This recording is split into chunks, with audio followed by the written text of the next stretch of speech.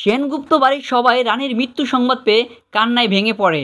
এরপর সেখানে রিতমের পিঙ্কিকে বলে ইনভেস্টিগেশন শুরু হয়ে গেছে, রানী জনশত্রু, আমি সবার নামে বলবো, তোমার নামে বলবো। এই কথা শুনে পিঙ্কি পিনাকবাবুকে বলে, তুমি শুনলে ও কি বলল? প্রাণী মারা যাক, এটা তো আমি চাই না। বিনায়ক বাবু শুক্লার পিকনিকে বলে, এবার তোমাদের 16 কলা পূর্ণ হলো, আর তোমাদের চালাবে না। রানী মৃত্যু সংবাদ তোমাদের অপরাধ বোধ ভোগার আজীবনকাল কুড়ে কুড়ে খাবে। এরপর কোনো দিন এসে বলে যে ছোট বৌদির ঘর থেকে এই চিঠিটা পাওয়া গেছে।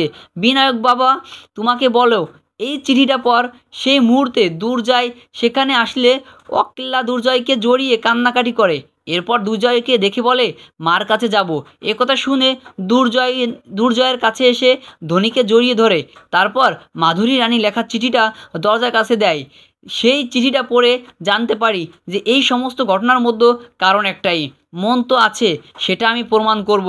আর যেদিন তুমি নিজের ভুলটা বুঝতে পারবে আর আমার কাছে ক্ষমা চাইবে, আমার কেন জানি না মনে হচ্ছে আমার সিক্রেটস বলছে যে তোমার থেকে আমাকে অনেকটা দূরে কেউ সরিয়ে দেবে।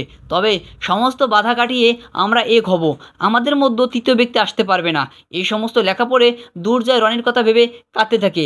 এই ছিল আগামীকালের আপডেট। যদি আমাদের ভিডিওটি ভালো লাগে তাহলে অবশ্যই কিন্তু আপনারা আমার চ্যানেলটি সাবস্ক্রাইব করবেন।